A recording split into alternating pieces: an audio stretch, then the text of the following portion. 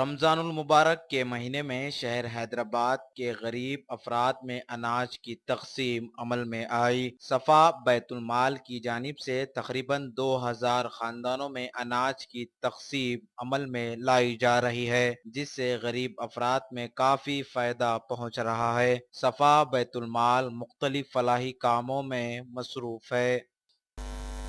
صفا بیت المال educational welfare and charitable trust کے زیر اہتمام جہاں دیگر فلاحی، رفاہی، طبی، تعلیمی اور ہنگامی خدمات جاری ہیں، انہی میں سے ایک اہم ترین خدمت ماہ رمضان المبارک کے موقع پر حیدرآباد کے مختلف غریب محلوں میں واقع جو غریب روزے دار ہیں ان میں رمضان راشن تقسیم کا سلسلہ ہے۔